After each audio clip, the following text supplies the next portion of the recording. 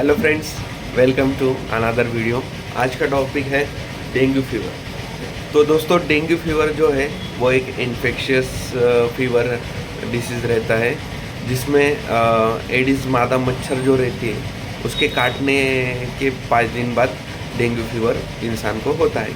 ये फीवर साधारणतः 7 दिन तक रहता है। जो एडिस मच्छर रहती है वो काटने के बाद डेंगू वायरस के वजह से पेशेंट को इन्फेक्शन होता है।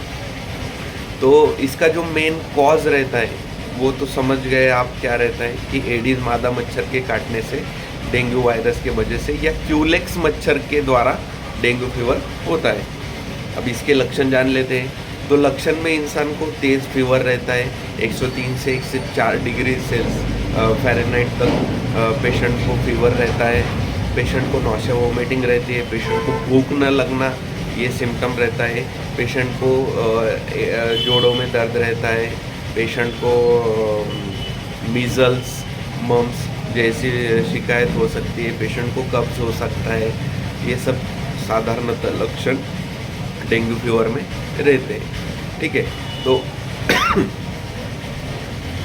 इसके बाद में हम जानते हैं डेंगू फीवर के ट्रीटमेंट के बारे में।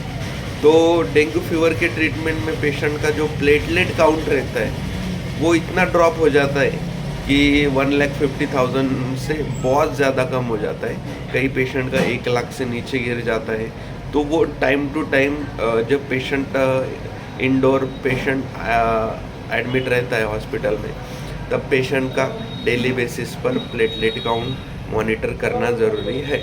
तो ऐसे केसेस में पेशेंट को बहुत ज़्यादा आईवी फ्लूइड देना चाहिए।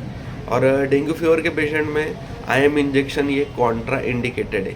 बहुत सारे रूरल एरिया में जो झोला छाप डॉक्टर रहते हैं उनका ट्रीटमेंट प्रोटोकॉल फिक्स रहता है। तो वो बिना जाने कि ये फीवर कौन से कारण से हुआ है वो पेशेंट को आईएम दे देते हैं। पेशेंट ज़्यादा कॉम्प्लिकेटेड हो जाता है और फिर पेशेंट को बड़े सिटी में हॉस्पिटल में ले जाना पड़ता है। तो इस चीज़ का हमें खास करके ध्यान रखना चाहिए दोस्तों।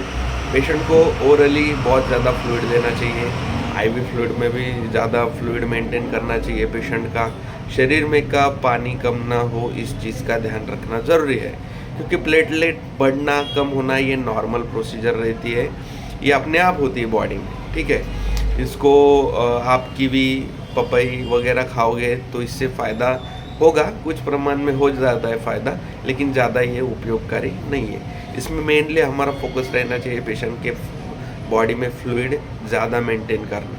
ठीक है, और पेशेंट को फीवर कंट्रोल के लिए पैरासीटामोल 500-650 अकॉर्डिंग टू फीवर हम दे सकते हैं। उसके बाद में नौसिया वोमिटिंग के लिए रेंटेक डोमपेरिडम कॉम्बिनेशन अंडेनसेट्रॉन ये दे सकते हैं पेशेंट को। और पेशेंट को एंटीबायोटिक देने हेतु हम क्लेवम 625 वगैरह टैबलेट दे सकते हैं। ज़्यादा सीवियरिटी में पेशेंट को इंजेक्टेबल में ऑगमेंटिन 1.2 ग्राम हम दे सकते हैं। तो आशा करता हूँ ये वीडियो आपको हेल्पफुल रहा होगा। अगर आपको वीडियो अच्छा लगा है तो ये वीडियो को आप लाइक कीजिए, शेयर कीजिए, सब्सक्राइब कीजिए। थैंक यू, और कमेंट ज़रूर करें। चलिए मिलते हैं अगले वीडियो में।